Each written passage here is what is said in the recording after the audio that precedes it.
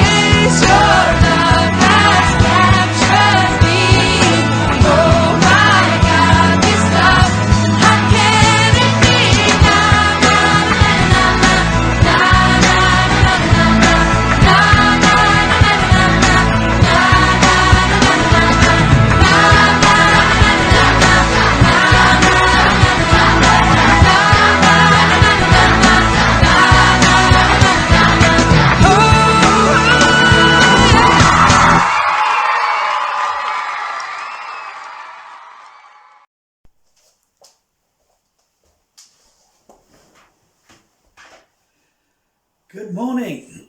Well, we've come to the end of our 5 weeks in the Old Testament learning about God. We've learnt that he created everything, including us. He's immensely powerful, and yet this awesome God cares about individuals. We've learnt that he can provide. He can even protect. And because of that, those that love him want to live his way. What happens though if we mess up? Or should I say, when we mess up? Because we don't always do what God wants us to do. We don't always live his way. And when that happens, what does God do? How does he feel? What is his reaction? Well, our story today comes from the book of Jonah. And it's about a man who loved God. And yet he decided to go his own way. Let's see what happened to Jonah. Jonah was a prophet. That means he served and loved God. His job was to tell the people of Israel the things that God wanted them to know. One day, Jonah was spending time with God, and God said something really interesting to Jonah. God said, Jonah, I want you to go on a mission. Jonah was really excited. He loved serving God. What's the mission? He asked. And God said, I want you to go to Nineveh. Jonah stopped and thought. Nineveh was the capital city of a country a long way away. And the people there were known to be wicked, evil men. And he said to God, why on earth would you want me to go to Nineveh? Well, said God, the people there, as you know, are wicked. And I want you to go and warn them. Warn them to change their ways. And if they don't, I will destroy them. I wonder if Jonah in his mind thought, well, if they're so wicked, maybe they deserve to be destroyed. And then Jonah thought, and anyway, I don't want to have to travel 600 miles out into the desert. Now he thought to himself, I'm not going to do what God has asked me to do. And that's when he made his decision to ignore God. And so instead of heading east towards Nineveh, Jonah headed west towards Joppa. Joppa is a small port down on the coast of Israel. When Jonah got to Joppa, he decided he would get as far away from Nineveh and from God as he could. The first captain he talked to was heading to Tyre, which was just up on the coast, and that wasn't far enough away.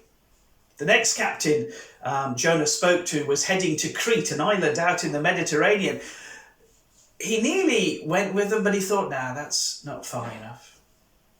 The final captain he spoke to said, I'm going to Tarshish. Jonah scratched his head. Where's Tarshish? The captain smiled and said, well, Tarshish is in Spain. Jonah's eyes lit up. Spain! That's as far as I can go on the Mediterranean. He says, can I go with you? The captain agreed. Jonah paid. And as Jonah was climbing aboard, the captain said, well, why do you want to go to Spain? Jonah looked around, made sure nobody was listening, and said, here, I'm running away from God. So, shh. Jonah went below decks and fell fast asleep. And the ship sailed for Tarshish. It was a beautiful, calm evening, and everything was going well. Jonah had got away with it. He'd escaped from God. Or had he? Very soon the Bible tells us that things changed. A terrible storm blew up. A storm so bad that the sailors started to throw all the cargo overboard. And that didn't help the ship. They started to pray to their idols, saying, save us, save us. And that didn't work. They sent somebody down to wake up Jonah and said, come on, you better pray to your God too. And Jonah didn't really want to do that. And so they decided that somebody must be responsible for this terrible storm. And so they drew lots, and the lot fell on Jonah. "What have you done?" they asked as the wind howled and the waves sloshed overboard. "Who are you? What have you done?" Jonah knew that he'd been found out. He said to them, "I serve the true and living God who made everything, who is powerful. And I'm running away." The sailors were terrified. "What can we do? What can we do? How can we escape this terrible, powerful God?" Jonah realized there was only one thing for them to do. He said, "Well, if you get rid of me, the storm will stop." But the sailors didn't want Jonah to be thrown overboard and to drown. So they tried harder, they rowed, they emptied more cargo, but nothing worked. Eventually they grabbed hold of Jonah, and the Bible tells us they said a prayer. They talked to God and said, "God, forgive us for killing this man." And they threw him overboard. As Jonah hit the sea and started to sink down, down, down, the storm on the surface stopped just like that. And the Bible says that the sailors worshipped God. But what about Jonah? He'd messed up. He disobeyed God. But God still loved Jonah. The Bible says that God had prepared a great fish. And as Jonah sank down into the sea, knowing he was going to die, a fish swam up and swallowed him whole. And to Jonah's astonishment, he was still alive, even though he was inside the fish. And the Bible tells us something really, really interesting. It says that Jonah prayed to God. And he says, "As I was sinking in the depths, about to die, I prayed to you," he says to God, "and you rescued me."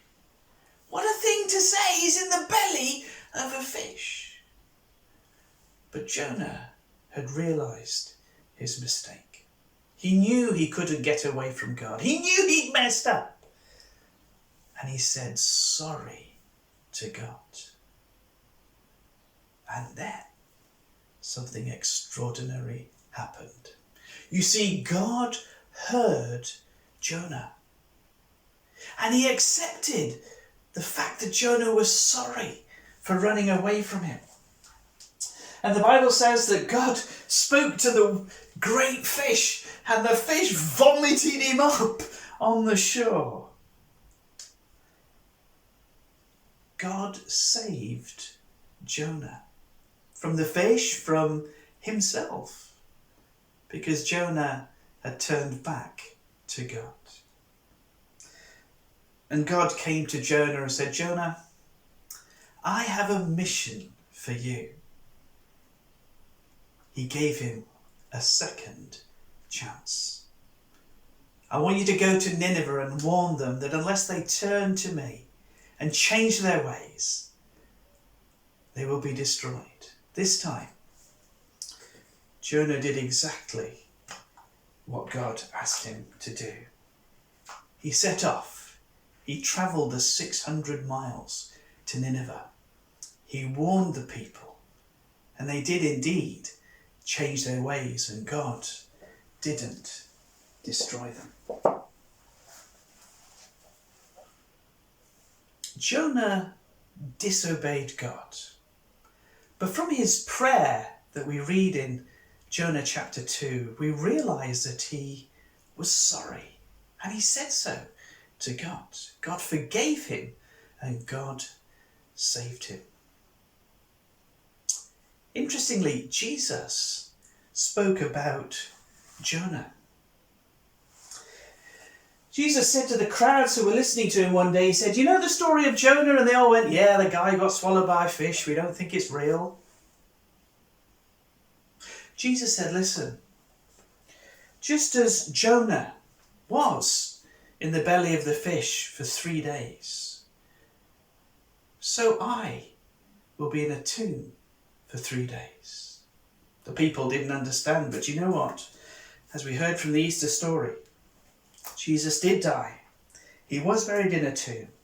And on the 3rd day, he did rise again. Jonah was saved from a great fish. But the Bible tells us that Jesus came to save us from something even more serious. It's called sin. Jesus lived a perfect life. He died, and as we just heard, he was in the grave for 3 days. Then he came alive again. And now anyone who turns to Jesus and asks for forgiveness will be forgiven and brought into God's family.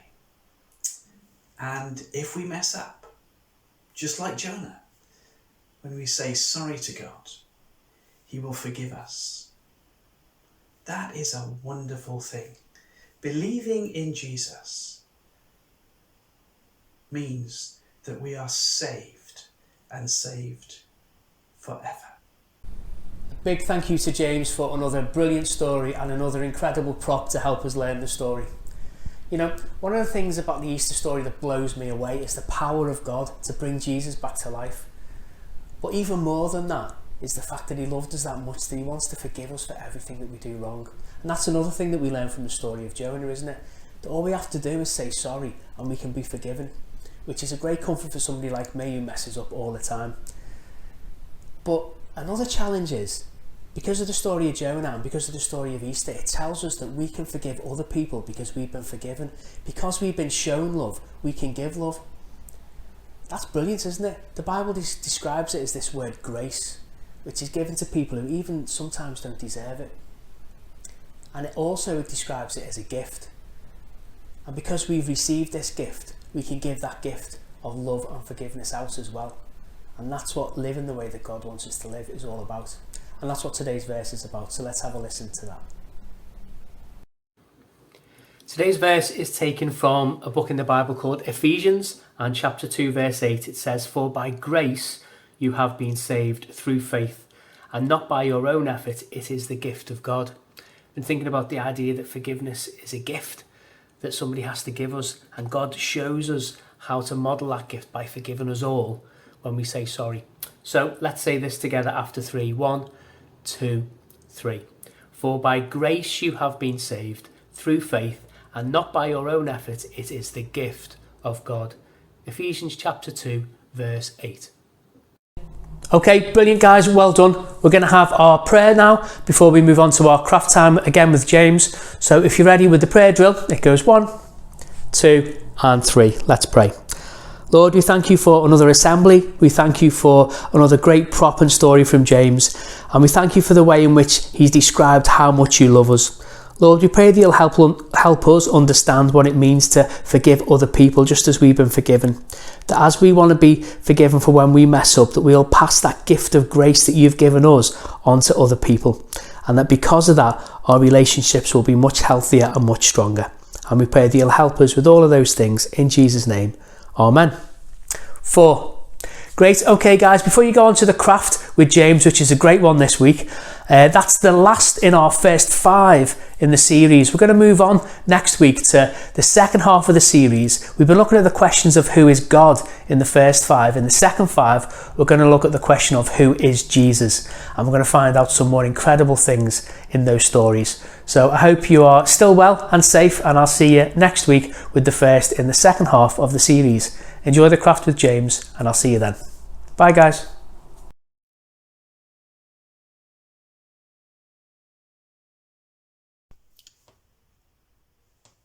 Welcome to the craft room.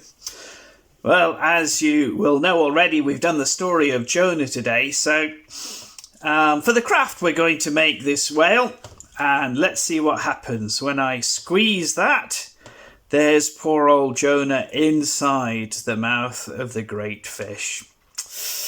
Okay, so what do we do, or what do we need to make this? We need a glue stick, a pair of scissors, this is really important, a clothes peg, and of course you'll need something to colour your fish in. Let's move those out of the way. What else do we need? That's it. You'll need your downloadable sheet. So print that off, and this time I've made life really easy for you. If you don't like colouring in tiny bits, I've printed off a coloured in Jonah already. How exciting is that? So what you need to do, this is enough for 2 models. You need to cut out your fish and cut out Jonah. We've already established that you're good at cutting out, so that's excellent. Here we go. There is the fish and there is Jonah. Now you may have noticed that on the fish there is a black line just here. You need to cut along there as well. Like that. Keep the 2 pieces. Next we need our clothes peg. And what we're going to do is we're going to stick the bottom part of the jaw down onto the bottom half of the clothes peg with it opening like that. Now, as usual, Christine has done all my painting or my colouring in for me.